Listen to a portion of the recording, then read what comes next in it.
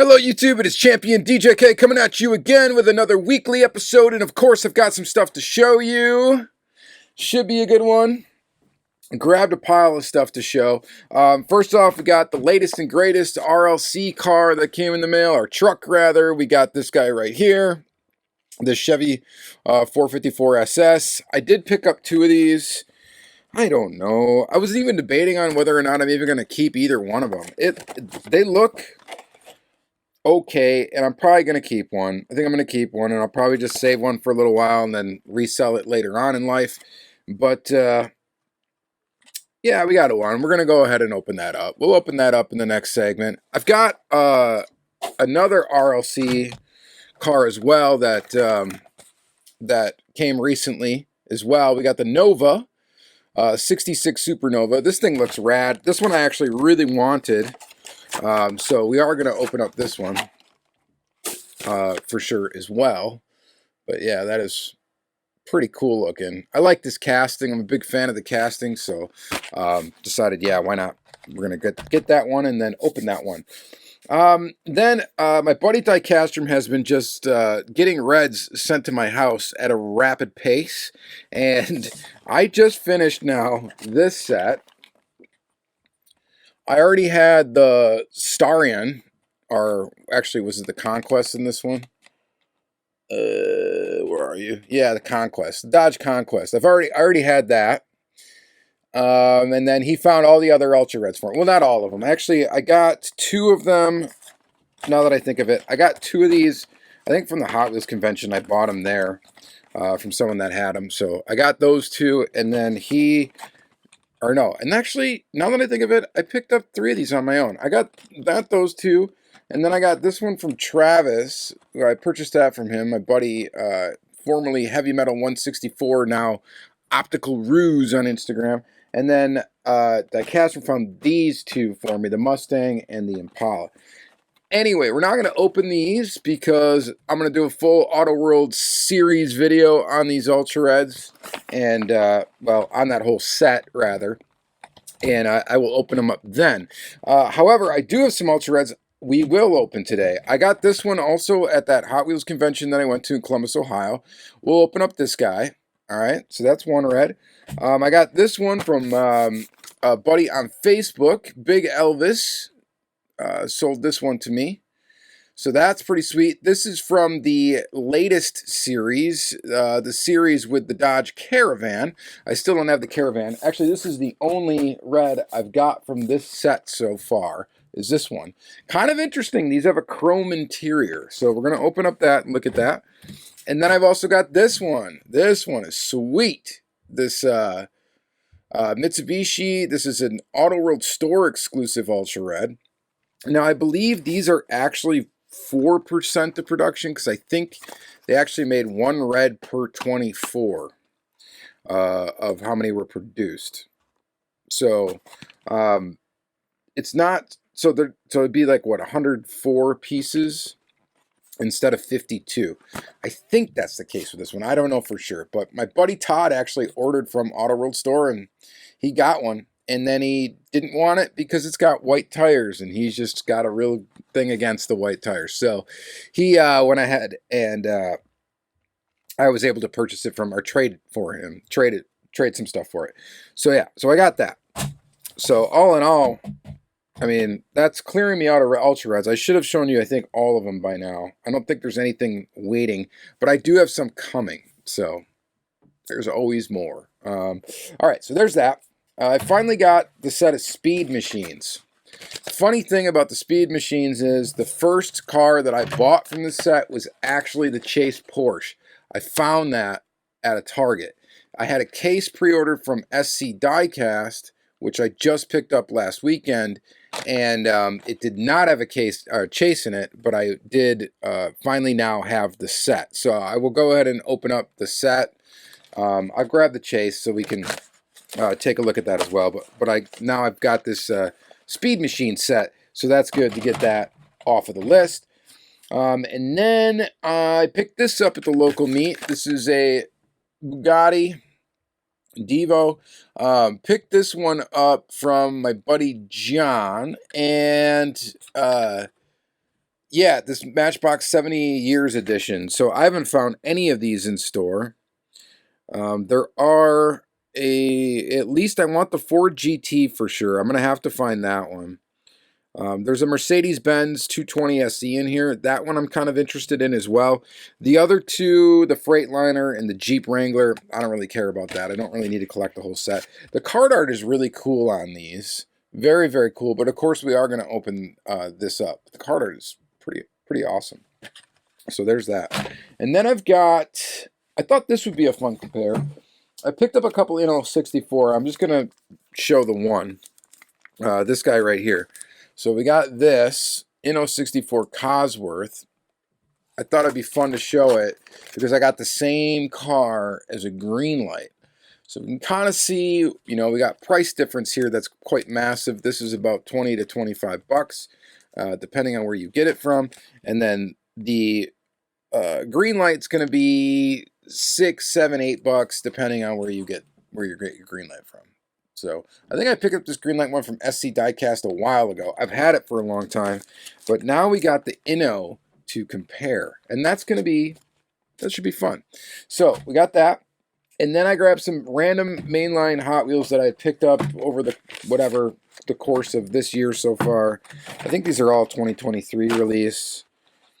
We got this Corvette Stingray, new for 2023. Apparently this car has been in Iraq, the real one. And then we've got Pagani Huayra, the Ford Escort RS 2000 in red, the Mazda Cosmo Sport in orange. This is not the Super Treasure Hunt, sadly. Don't have that, but I got the regular version of that car. And let's see what else we've got. We've got the Renault Sport RS01, which also is a regular of a Super Treasure Hunt. And then we've got this new casting, the Porsche 911 Carrera RS 2.7. That's a really cool one. And then we got just a Dodge Hemi Challenger and a Dodge Viper with these new wheels. So pretty cool, and I collect that casting. So really neat. All right, so that is what I've got to show. What's the money shot here for the thumbnail? Maybe like all the Ultra Reds. How much can I fit in my hands? Oh, dropped one. Oh no! Well, that one's just gonna have to go on the ground. Look at this. Look at all this stuff. That's a lot of red. That's a good one. Sure. All right, we'll go with that. All right, let's flip the camera on. Let's open up some of this stuff. Stay tuned. All right, guys, let's actually start the second half of the video by taking a look at some Ultra Reds to begin with. And let's start with this cool thing right here. So this is, like I said in the first half, this is an Auto World store exclusive. And these are one of 24.96, and I believe there's 104 Ultra Reds. It's either 104 or 52. I'm pretty sure they did these as a 1 per 24 run. So I think in that case that should equate out to about 104 pieces, right? So yeah, so this is the Ultra Red of it. Of course, I've got the regular one right here. Just a sweet release from Auto World, an Auto World store exclusive. This regular one is, you know, not very mass produced, being only less than 2,500 pieces. This is one of those I think is going to definitely go up in value quite a bit as time goes on, and then the Ultra Red will become eventually near impossible to find. I'm just speculating there. There's just some Auto World releases where that is just going to happen. But of course, we're going to open up this car. And in spite of its rarity, and that came right off real easy. So let's take a look at this baby. So of course, it's Ultra Red. It's pretty awesome. It's got gold, a chrome gold interior, gold rims, white tires, white base, and of course the standard Ultra Red body. I don't know if it's got anything going on underneath the hood. Nope, just the same engine in there, nothing different there. Sometimes they will put a chase attribute under the hood, which is pretty neat when they do that. But yeah, I get it. It's not for everyone. Not a lot of people like the white tires. Or, you know, there's some people that just really don't like the tires, but a lot of people want chases to look like chases. And this undoubtedly looks like a chase, right? Being it has the white tires. I mean, even just black tires, though, with the gold rims, gold interior, I think it would look good. I think that would look all right. So, but pretty neat indeed. I have so many Ultra Reds in my collection. It's insanity, but it's cool. It's the brand I collect, so it's a brand I try to complete. So any Ultra Red that I don't have, I'm always interested in it. So speaking of that, we can take a look at these. So Diecast Z. Diecast Z put out this guy. Where did I put the Ultra Red? Over here. All right. So these square body Ultra Reds for these limited releases typically are expensive. I don't know how many of these were actually made, but I'm guessing it was the 2496. And these may have not been made in mass, or not made at the 4%. They probably were made at the 1 per 48, which makes these limited to maybe 52 pieces. I don't know that for sure. I don't know that for facts at all. What I do know is they typically go for a decent amount of money on eBay. You look at square body Ultra Reds that are hobby exclusive, like this Diecast Z one. And the Ultra Reds will usually not sell any less than $60. And typically, if it's a very desirable release, they will sell for quite a bit more than that. In my observation. So this one, pretty cool. They did a square body and golf livery. I don't need to really, I guess, talk trash about that because whatever. It's the golf livery. I keep, every time it comes up, I tell you I'm sick of it. But then I always keep getting stuff with golf livery on it. So am I really sick of it? I don't know. All right. It just depends on what vehicle it's on. Some people really don't like this Ultra Red and Orange combination. I think it looks pretty cool. I don't know. I think it's neat. But yeah, so you got the Golf logo. Everything's pretty much the same except for now we got a white interior instead of a black interior. We got an Ultra Red base, red tires, and of course the standard Ultra Red body. We can peek under the hood. And nothing to really see there. So, pretty neat. Another square body, Ultra Red. Off of the list. I am nowhere close to having all of these. Not even close to having all of these Ultra Reds. I actually have fallen behind on getting all of the square body hobby releases. So I'm going to have to do some backtracking and grabbing some stuff. So hopefully I won't end up paying any sort of premium for them. Actually, since there's so many square bodies out now, really only the real kind of special ones end up standing out, and I think we'll appreciate big time in value. Some of the other ones I don't think are gonna pull crazy money on the secondary market, but I could be wrong. They're limited. They're more limited than a store release, so who knows. It could be that way. All right, last Ultra Red is the Ultra Red we got for this release. And man, this is a tricky one. If you're an amateur Auto World collector, or you don't collect Auto World at all and you're hunting in the store and you see this, you're probably going to be like, oh, is this an Ultra Red? It'd be very tempting to pick up because it's not Ultra Red color, but in the package, it looks closer to an Ultra Red color because of the gloss over the package. But you can see, I mean, it's a similar hue. It's red, it's a deeper red. And this color for this car just looks absolutely fantastic. This color looks pretty cool too. This kind of like, I don't know, cream color. Cream colored all over, even in the interior. Just a great casting from Auto World. Really like it. Substantially heavy, very, very long, being that it's actually 1/64 scale. But I do got the Ultra Red for that, so we can take a peek here, and from this, maybe we will be able to decipher. Actually, I already know now. Decipher the traits to look out for in this release. So this is Premium Release 1 for 2023. And I have not seen this release hit stores at all. In fact, I haven't really even seen the release before it hit stores. in my area at all. So, which is too bad because I want to pick up some extras of that Conquest. So hopefully if I see that in store, I'll snag some of those. And then when this release hits stores, I'm going to buy every single Dodge Caravan I come across. Okay? It's just the way it is. So these are limited edition. They don't number them anymore, though. So they don't tell you exactly how many were made. So we don't know how many of these Ultra Reds there are. What we can tell you, though, it's got a really nice hue to this one. The Ultra Red color is fantastic, actually, on this. It looks really good. It's nice and bright, kind of. So this is going to be version B, I think.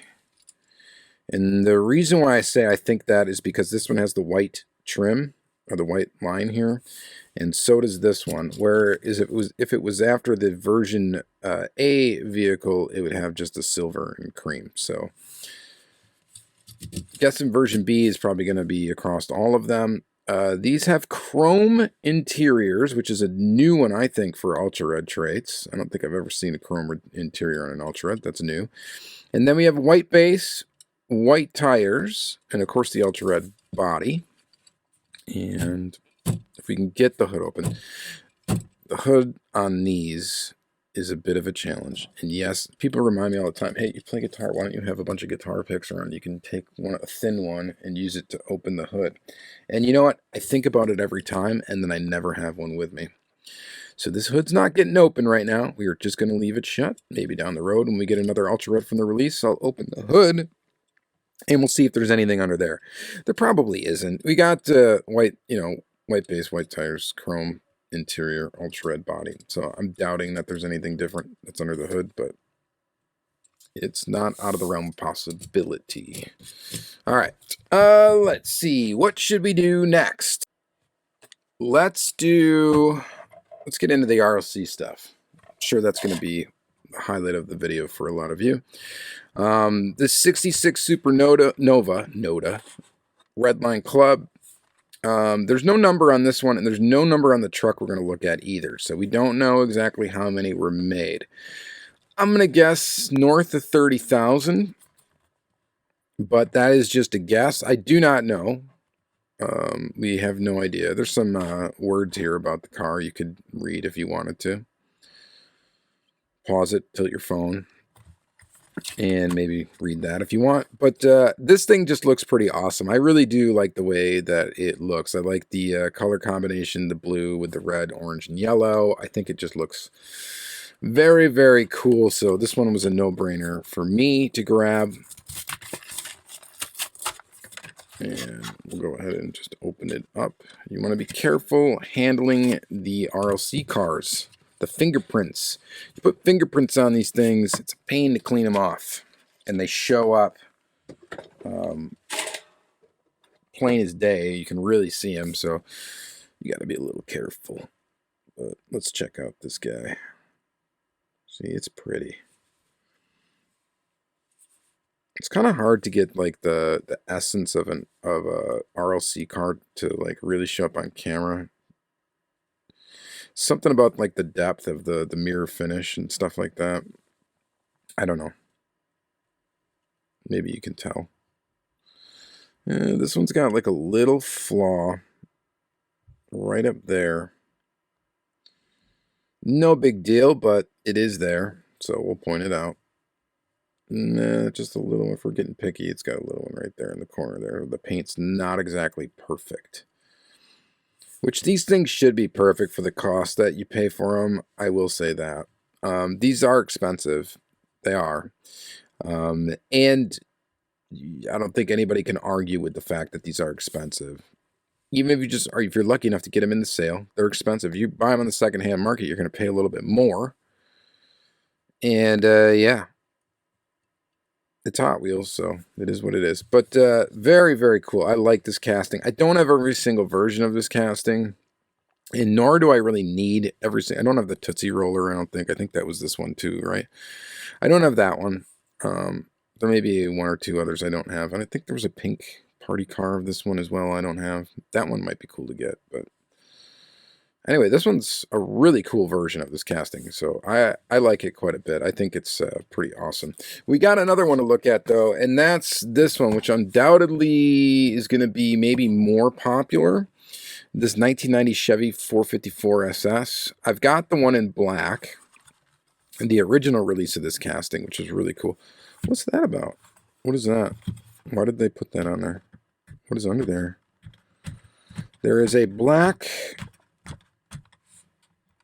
adhesive strip of some sort of licensing information or something is under there that was incorrect, and it looks like they had to correct it. Huh, well, we can't peel it off without looking at it. I wonder what happened there. But this thing is pretty neat too, I guess. It's got ultra reddish in color, which is, you know, up my alley, I suppose. Again, this is not numbered. And again, we want to be careful handling it so that we don't get fingerprints all over it.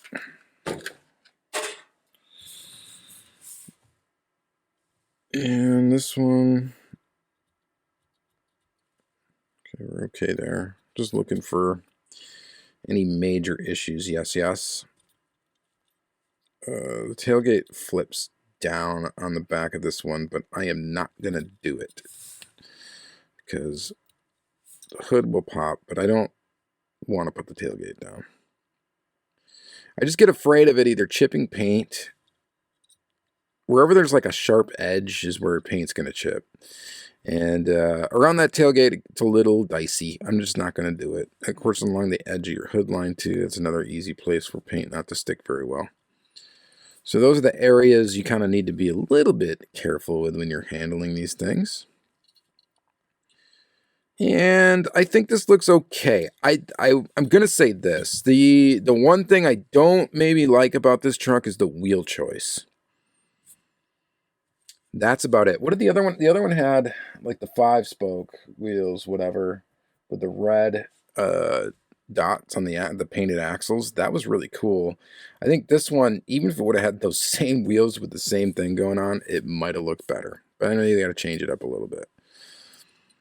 But I don't know, these Rider wheels, they look okay. They just, I don't know, I don't even know what to say as far as what wheel they should have gone with. All I know is maybe this wasn't the right one. You guys let me know in the comments down below. Of course, Mattel does know what they're doing. Obviously, these things sell out every single time. So you can't really argue with that. Is it hype or is it quality? It's probably mostly hype, but yeah, some of the stuff's pretty quality as well. But again, cost-wise, I don't know. Is this really worth it? Spending the money? It's probably a good 35 bucks, something like that, per model, somewhere in there. I think that's what these were. I can't remember whether these were 25 or 30, and then shipping on top of that. So you got to ask yourself, is that really worth it? A lot of people just buy these things literally to resell them to someone down the road. So it's hard to gauge what the actual interest is in them. But I mean, they do sell out 30,000 of them every time. But then again, like I said, most of them, they end up just getting resold, it seems. So I don't know. There's always a lot available on eBay, it seems. Easy to find. All right, so we need to open up these hot hatches. And we're going to get kind of both of these opened at once. We've got this Hot Hatch Series 2 from Greenlight. And go ahead and cut the packaging open. And then we got to open that Inno64, which I am excited to look at that one. I love Inno64. They do a really good job. Greenlight occasionally does a really good job. And with this casting, I'm going to say that's one of those times. This casting is really nice. I cannot argue with the fact they did an excellent job on this tooling. I thought they did a really good job on it. Okay? Now, every version of it is going to be perfect. No, this one's got some weird crap going on in the back. I already noticed. I guess we'll just call that, maybe it's scraped a wall or something. But it's super glue. It's some sort of glue that they use to put on. This is all sloppy sloppy for this piece that got glued on, and then it got glue on there and possibly fingerprinted, stuff like that. Now this does have an opening hood feature, which the Inno is not going to have. So we can take a peek at that. Inno is not going to have any opening pieces or parts. Metal body, metal base, that the Inno should have that.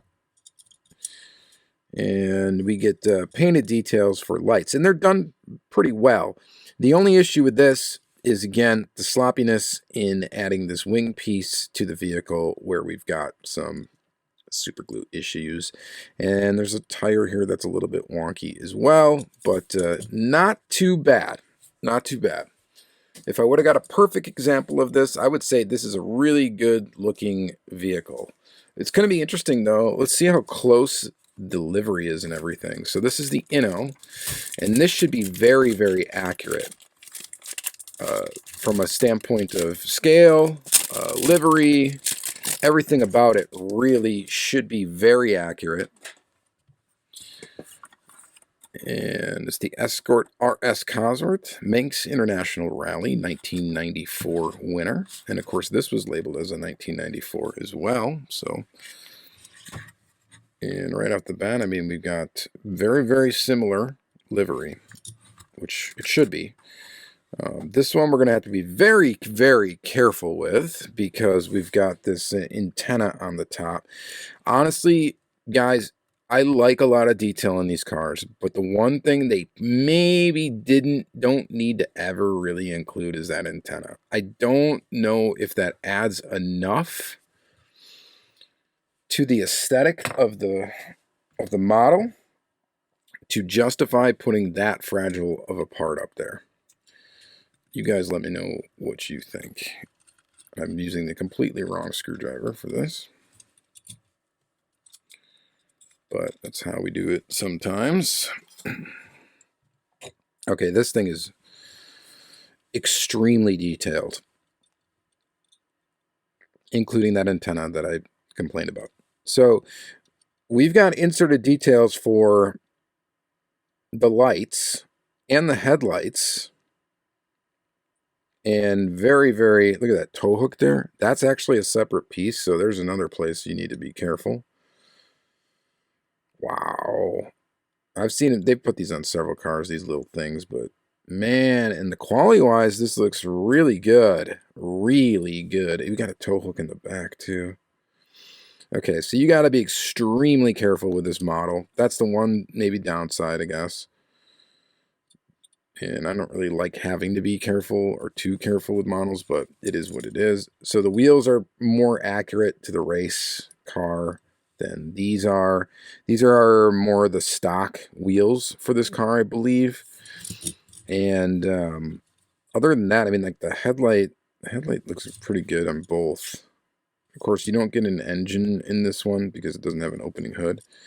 Livery-wise, I can't tell you which is closer to the real car. I can only assume that it's going to be Inno. Size-wise, they are pretty much identical. This one looks a little bit bigger because of that front light assembly. But other than that, these are pretty much identical in size, and that's good. So they're both 1/64 scale. And we get inserted details for our taillights, which looks pretty good back here. Let's see here. Let's look at the back. See, look at that. Livery-wise, very, very close. A little bit difference in size of the Michelin Man there. I don't know. I can't tell you what's more accurate, but I'm going to assume the Inno is. And I could be wrong. It could be the other one. But I'm guessing they made the Michelin Man a little bit smaller so they didn't have to print it on the back of the wing, whereas this one, they did print it on the back of the wing. So this is probably more accurate. And they've made the opposite decision on the top, where they made the Michelin Man a lot bigger than what they did on here. And that may be because this one does not have the, whatever this is up here, these little bumps in the roof. The other thing you will notice with this Inno is it's very, extremely detailed in the, look at this, the seatbelt, the harnesses. And it's also got, you can see back here, it's got a spare tire in the back. Very, very cool. And then it's got the defogger wire thingies that go through the back windshield, which is really cool. And then it's also got exhaust. Pretty neat looking exhaust. All right, so this Inno is fantastic. And I actually got another version of this casting that I also purchased. I'll probably show it next week. It's a different racing livery. I just thought I would get this one out and show it with the Greenlight. So the Greenlight is not a bad model at all. Not a bad model. It's actually a really good model. I cannot not recommend that you pick this one up if you're a fan of this car. We got one more issue back here that I didn't realize before. Okay, so the base isn't on exactly perfect either. We've got some sort of issue with flashing or something that's stuck in there, and that it's kind of at an angle. All right, so this isn't a perfect example of it, but I think this is a good model. This, I pretty much anything Inno64 that's come out in the last like couple of years, I can't say that any of them are not good. They're all very, very highly detailed, and you get what you pay for with Inno64 lately. And I say it almost every time, but when Inno first came out, I wasn't super impressed with some of the stuff that they put out. And they were putting out stuff with plastic bases. The models didn't roll, all that stuff. And I thought the fit and finish wasn't all that great. But when they started doing new castings with metal base, rolling wheels and stuff, and it seemed like the quality just improved. Like it just improved quite a tick up. And since then, the models have been fantastic. So recommend it. Very, very cool. I mean, there's very few models I know that you want to spend like 20 bucks on or something like that, but the Inno for me, when you get into that range of prices, it does a good job holding its being worth the price of admission. All right. Matchbox. I love Matchbox. And we got this 70 years special edition Bugatti Devo. The card art is fantastic. Sometimes I just kind of feel bad opening cards when it looks this good. It just looks really good. I love the style that they did with this. It'd be cool almost to try to like photograph this car and get it to sort of look like that. I wonder if I could pull that off. Maybe. Probably won't do it. But this is really nice. It's really, really nice. The card art is superb. Same with that. I haven't found the Porsche series yet. There's that Porsche series that's been popping up at Walmart, or did pop up at Walmart, and I probably already missed it. But I need to get that set. I got to get that Porsche set. The card art on that is absolutely beautiful as well. Of course, I'll be opening all the models anyway, but it'd be nice to show you guys, and it would be nice to have them in my collection. That is something I would consider getting 2 sets of, getting 1 set to keep carded just to hang on to, because I'm impressed that much with it. So very, very cool.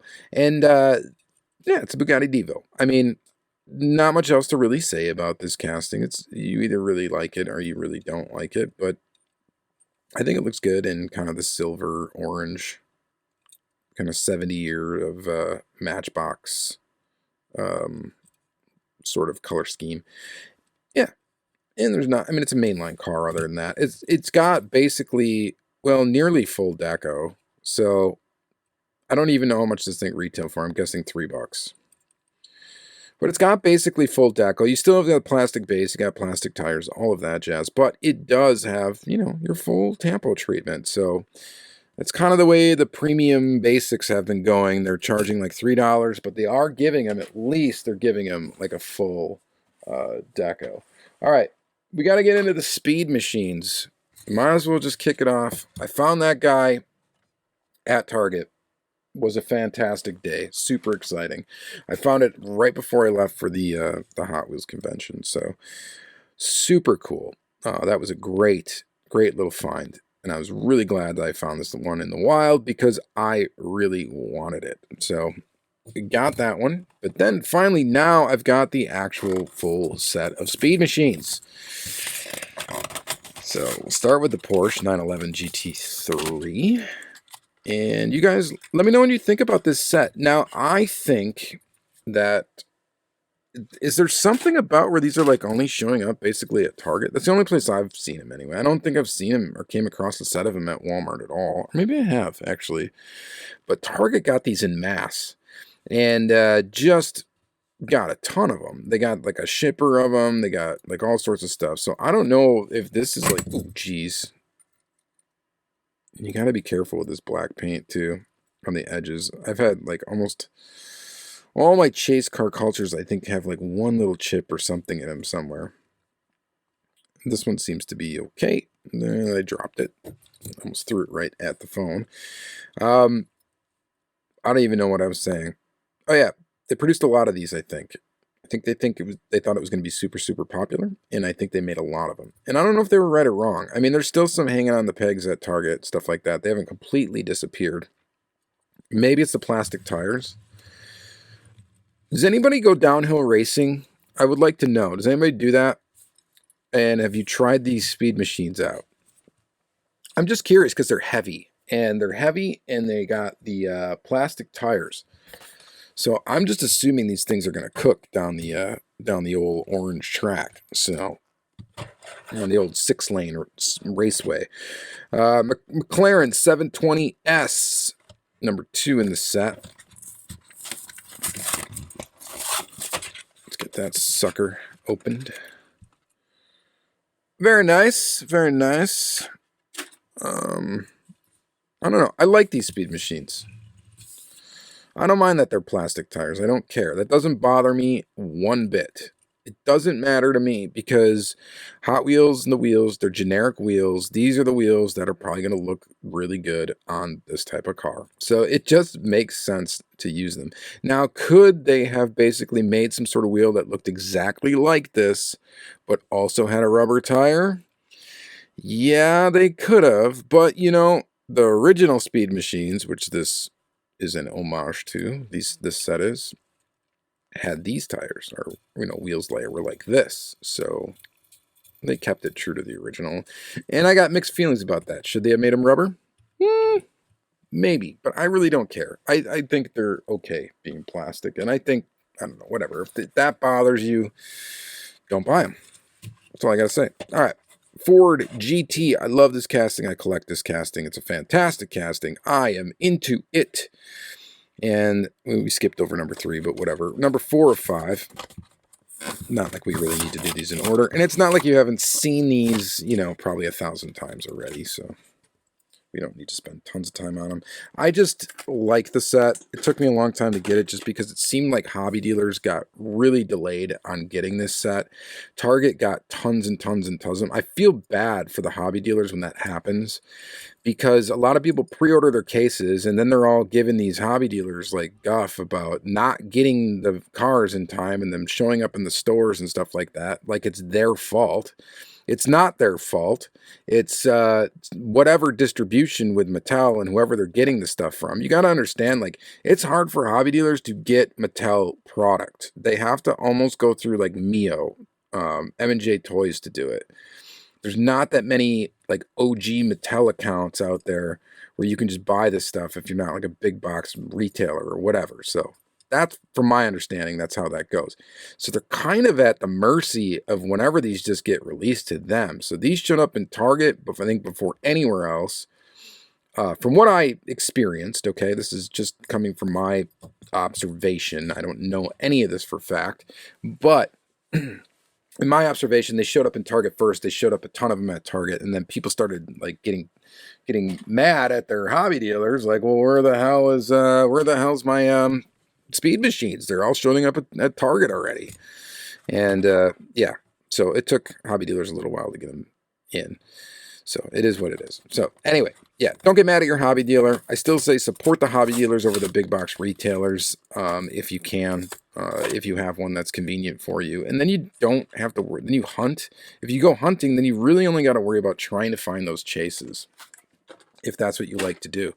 And if you don't, you just want a set of the cars, it's so much easier just to freaking pre-order them and then just wait. It's no biggie. Just wait. You'll get them, you know. Anyway, Lamborghini, Veneno, I don't know. It's a wild car. It really is. I've got a Kyosho of Veneno, and that thing is just bonkers crazy with the way that it looks. And, you know, you get an accurate version of this car. It just looks nuts. And this looks not too bad either. I think Hot Wheels did an okay job with this very complex designed car. It looks wild, and you know, you got Hot Wheels, you got limitations for what you can do, and I think they did an all right job. One casting that I know they did a bang-up job with is this Pagani Zonda R, and Paganis are just so, the Zonda in particular is just such a beautiful car to me. It feels like any diecast company that has made the effort to make one of these, you just can't screw this up. It's easy to make, just look beautiful. I don't know. In my observation, sometimes when you get, you know, certain cars, it seems like they're hard to replicate in 1/64 scale, or at least a lot of companies screw up something with the design of them.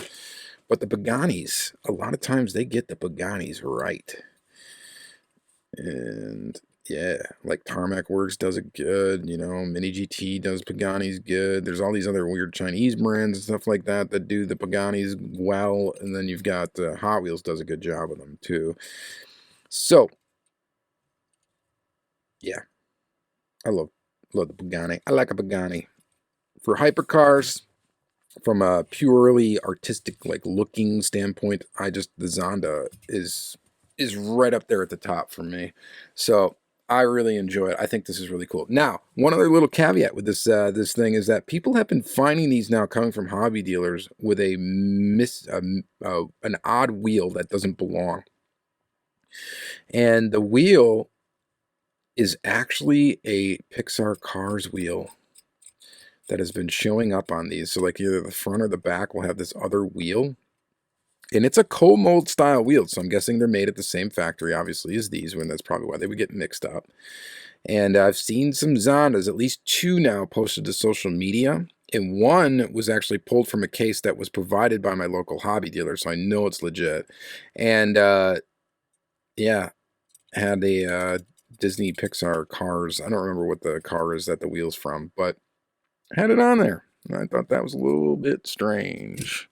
So, mystery solved though on that one. All right, we got some main lines to look at to close out this video, so we're gonna do that. And as usual at the end, as we kind of just wind her down here, we're kind of going to just blow through these. I've got the Ford Escort RS2000. It is a new for 2023 casting. It's a nice looking one. This is a recolor. The first color, I believe, was white, if I remember correctly. And I think it's a bit better than this kind of, I don't know, this one. This looks okay. I do like the red, and, you know, I like when they do that kind of orange-yellow combo, red-orange-yellow, you know, like that guy. Looks better on blue, though, than it does on a primary color red. So, that's my opinion. But it looks okay. And then we've got the Mazda Cosmo Sport. This casting really hasn't been used a lot. I think it's been out for quite a while. Or not really that long, maybe. I don't know. No, it hasn't been around that long. I think the thing is that is this the first mainline release of the Cosmo Sport?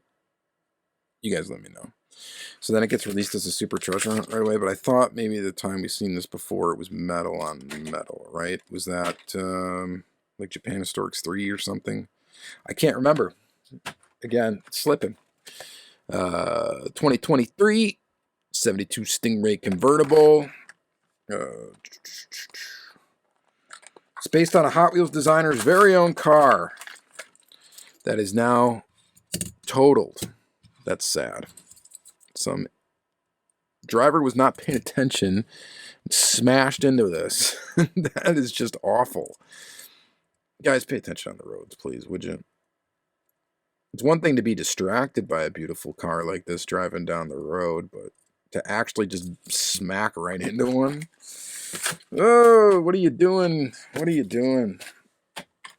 Watch where you're going, man. All right, so 17 Pagani Huayra Roadster. I'm sure that person that hit this car feels absolutely awful.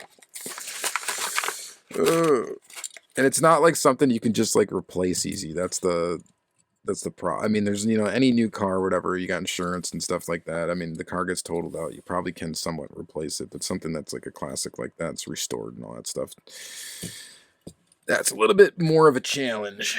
Pagani. Huayra.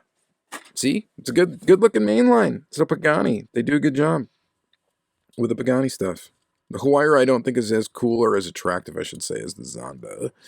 It's got a little bit, not as much of a neat edge to it as the Zonda does, but Hot Wheels did a good job with the Huayra. I think it looks pretty good. And this is another casting that's kind of cool. The Renault Sport. When this first came out, I'm trying to think of when it was. You probably just look at the date on the bottom here. So 2015. So 2016 Mainline, I believe, is when this casting debuted. And it was in yellow, if I recall correctly. And it was a really cool release. And at the time, I was like, I'm going to get every single one of these that comes out. Well, and that kind of faded, and I haven't. Now I just get the ones that I think look cool. I don't know if I get the Super of this or not. I don't think I'll go out of my way to get it. And honestly, the Cosmo, either I don't think I'll get the Super of. I won't go out of my way to get it anyway. If I found it in the wild or something like that, I'd probably open it instead of trade it. Just depends. But, you know,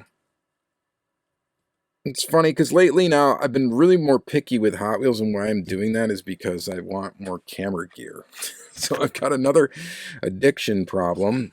And now it's with gear acquisition with cameras and stuff like that, and photography stuff. And yeah, that's a problem that might be able to be solved by selling some stuff, selling some diecast and turning it into camera stuff. I don't know. Is that a smart thing to do? Well, selling some stuff that we don't really care about anymore, yeah, it's probably a smart thing to do. Saving the money might be smarter. I don't know. Who knows? But, you know, you only live once, right? YOLO. Okay. Dodge Viper. I collect this casting. It is the old 1992 copyright dated casting. I think this was this slightly retooled?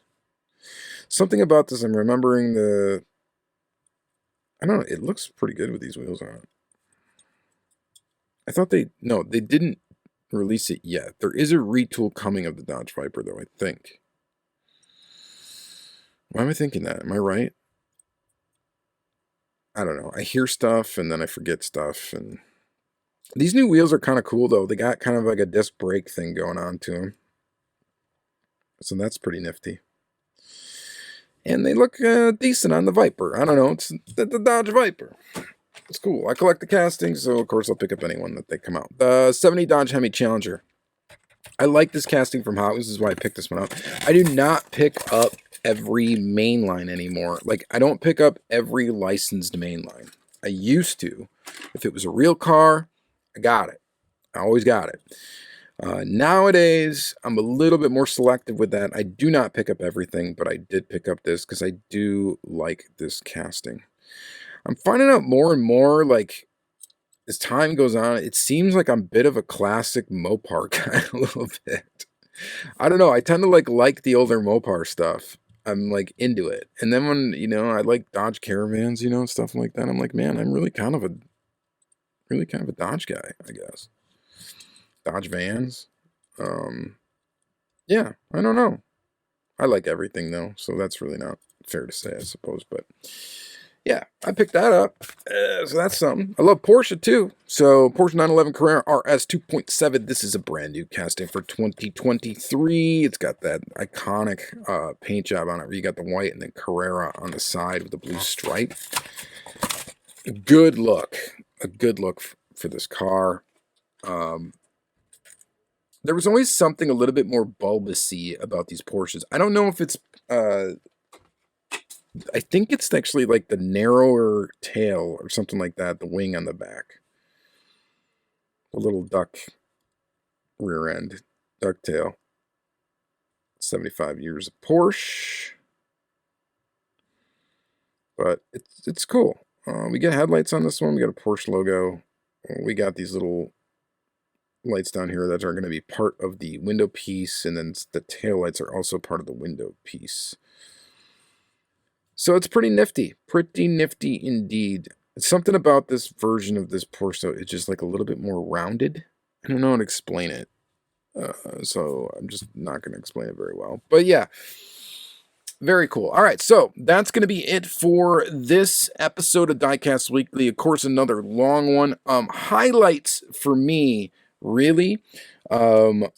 definitely checking that off the list. That's a big one to check off. I need the Starion yet. And that one's gonna be a big time hard one to try to get a hold of. If anybody's got one, let me know and see if we can work out a deal for it. I would love to get it, you know, preferably if you got one on like a damaged card that you just are like, ugh, bothered by because it's got a damaged card. That'd be great for me.